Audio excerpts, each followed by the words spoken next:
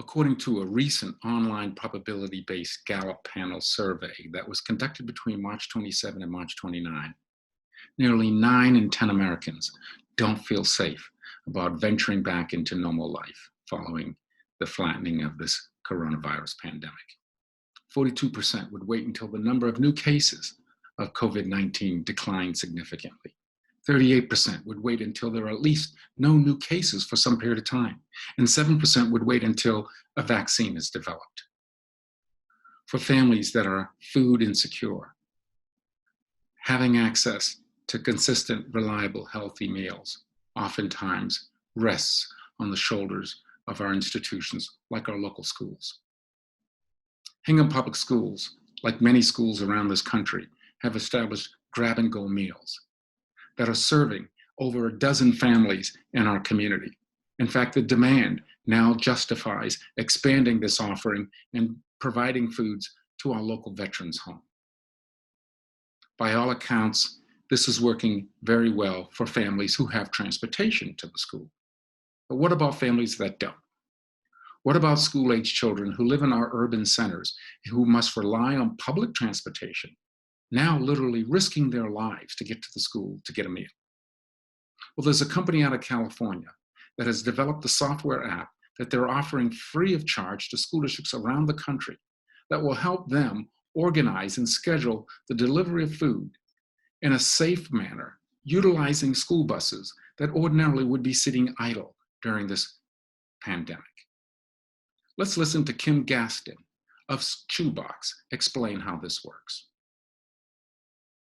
Start about who are you, what company you represent, and what you're offering. Sounds good. So my name is Kim Gaston, and I'm the founder and CEO of ChewBox. ChewBox is a member of the portfolio of Bronze Investments, which is a global social impact fund headed by Stephen DeBerry, and who's a great guy and an incredible investor. He's a brother from the south side of Chicago who ended up at UCLA and then Oxford and ultimately created his own fund. And he's backed a number of really good companies. But he and I have been friends for about a decade, orbiting each other, and then came together about maybe 2 years ago. I served as entrepreneur in residence at his fund and basically took over this particular project, spun it into its own startup. And essentially what we're doing with ChewBox, I want to be clear that ChewBox's core business is not the same as what I want to talk about. It's just related. And it'll be really clear in a moment how. So ChewBox started to solve a massive problem that we recognize, which is that it's really hard to get school teachers the meals they love. So, school teachers have about a half an hour between bells to consume meals and be back on duty. They're first responders. We love teachers. My dad was a school teacher in Compton Unified for 30 years. And so, we created this solution and tested it all last semester. And so we brought it to the point where we're actually, preparing our second launch, our version 2, which took all the data they gave us and made a much better service for them.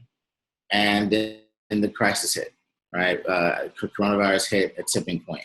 So while we have this beautiful ghost kitchen with multi-million-dollar equipment in it that can serve 3,000 to 6,000 meals a day out of that one kitchen, we transformed it into a ghost kitchen, right? That means it's delivery only. So if there's no walk-in traffic, it's just for our drivers to go and deliver meals to school teachers.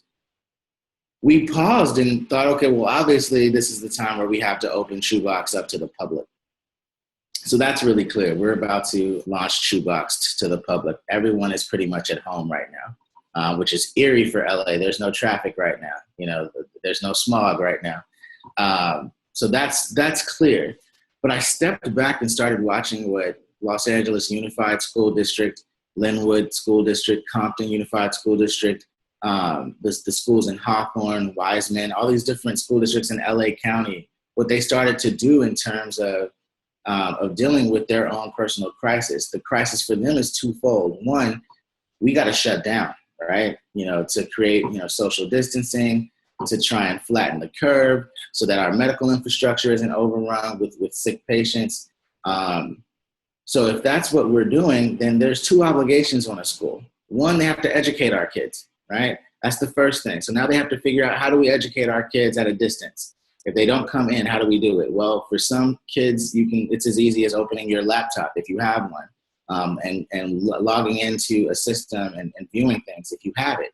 But a lot of kids don't have Wi-Fi. So what do? They're turning to public television, and putting information and curricula and pedagogy on public television, which is great. The second obligation that schools have for many students, and when I say many, it's not a few, it's like over half of America's children qualify for free and reduced lunch. A sizable portion of our nation's children come to school, partly because it's the only way they're guaranteed 2 meals at least a day, breakfast and lunch. So the question for schools is, how do we feed our children? And so I started to see that in a district like LAUSD that has over 750,000 kids to account for, that over 400,000 of them qualify as free and reduced lunch.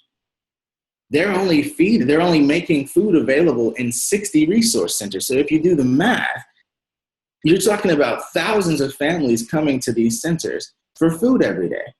You know, in the best case scenario, right, where they actually are utilizing the resource. Otherwise, they're going without food. So to get food, if you have a car, that's great. You can come in, they call it grab and go. You can grab a meal in your car and go. If you don't have a car, then you have to figure out how to make it to one of these family resource centers or one of the schools. And how do you do that? You either walk miles or you get on public transportation, which is gathering. Then you stand in line, which is gathering. So low-income families, the lowest of the low-income family, is having to brave the most exposure potentially to this virus just to get food. They're having to make a very tough choice right now. Do I feed my kid, or do I risk that all of us as a family get sick? And I think that's just a false choice. It's a choice that doesn't have to be made in 2020. We have technology that can do better. So I was literally talking to Steven. I was saying, man, like, I feel like someone should just, he was like, what do you have in mind? And I said, I feel like someone should just build a tool that like reverses the transportation system that these kids use to get to school, reverse it into a meal delivery system that brings meals to their bus stop. So just a school bus can go and pick up the meals at the school and then do a bus route. That way kids and their families just come to their nearest bus stop, this nearest school bus stop, and pick up their meals. You can do it by appointment. So there's small cohorts of families that are standing and gathering 6 feet apart to grab their meals and go. But they don't have to get on public transportation, and they don't have to brave all this extra exposure. And this could be done so easily and so simply at a fraction of the cost of what it costs to bring kids to and from school. So right now across the country, all these school buses are just sitting parked right now because they're not bringing kids to and from school. So why not use them as meal delivery vehicles? Well, the reason why you can't do that, number one, is because school systems are not that nimble, and they were hit with a very acute problem. So one is they don't even know that they can do this. And it would take understanding that you could and exactly how to know how to assemble the resources and make it happen. That's the first thing.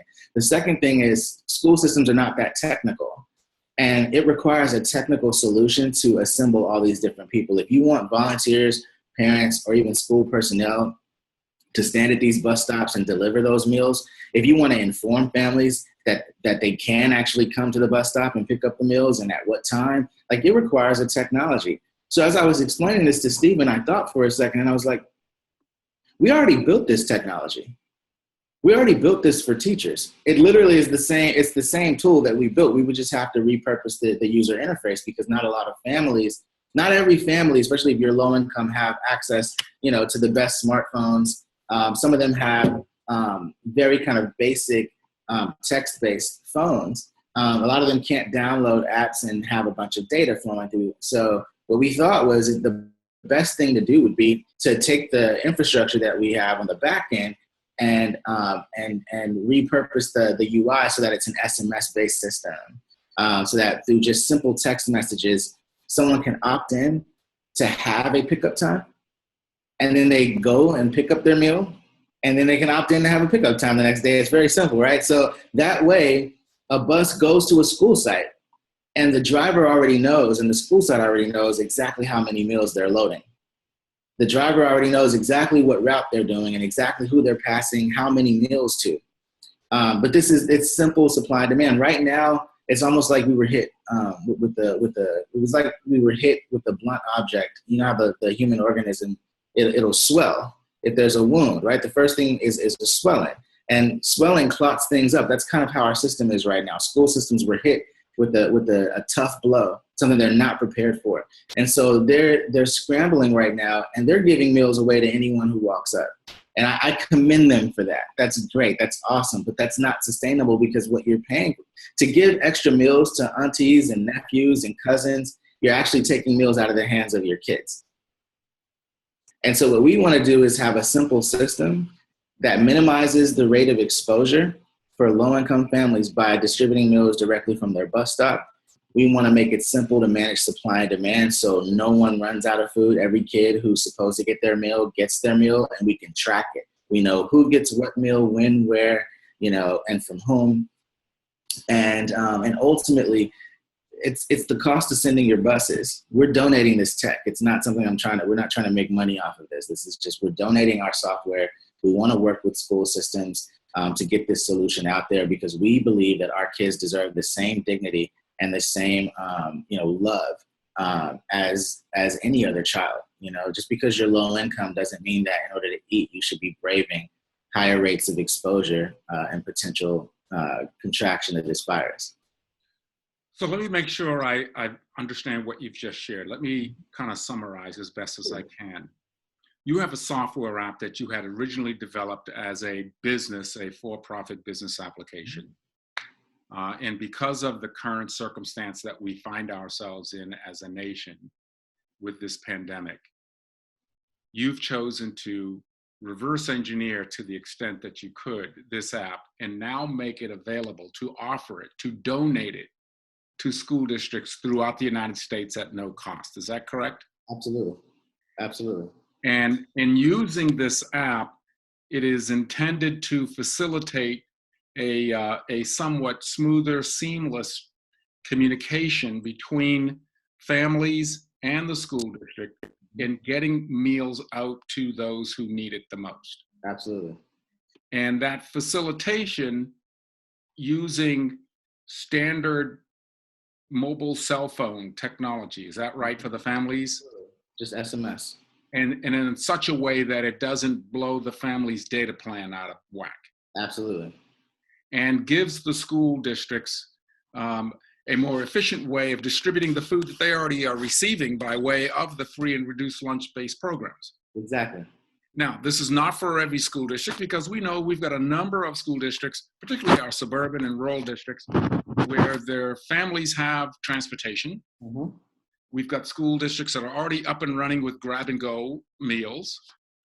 So the target districts who perhaps could use this the most is where those districts where their students rely on public transportation. Absolutely. That is, if the school bus isn't coming to pick them up, then in order to get a meal, they have to use public transportation. Exactly. Which puts them at risk. It does. So ideally is to use this application and mobilize the school buses to deliver those meals. Mm-hmm. And deliver those meals in a targeted way so that they're not gathering and mingling in large numbers. Exactly. Small cohorts. And that way, it's also, not only is it more convenient for the family because they can just walk to the nearest school bus stop, which is typically a couple of blocks away from your house, and walk back with both meals. But it's also that, it does break folks into smaller groups. So instead of large groups by the hundreds to thousands gathering each day just to pick up 2 meals and go, like on foot, now you're talking about groups of like 10 to 20 that can be spaced 6 feet apart. So we break this down locally. And that's us going the extra mile to do what I think makes the most sense. Now, if I'm going to be honest, this system can be relevant, beyond this wave. Like, it's something that could be used when kids are sick at home, they have sick days and are out, and possibly if they're truant, to make sure that they get their meal. That's a possibility. I'm not even thinking that far, But I think it's something that's worth implementing right now, because school districts have one of the biggest challenges they've ever faced in the history of public education, and that is, how do we implement distance learning effectively? And there's two parts to that. And we're not in the business of solving the first part. There's a ton of companies out there who can do that very well, and they're scrambling to try and do that. But we think we're uniquely positioned to make a difference in the area of food services. And I think this distribution network is a smart thing for districts to do. And like you said, it's not for everyone. There are small districts and rural districts and suburban districts that have other options.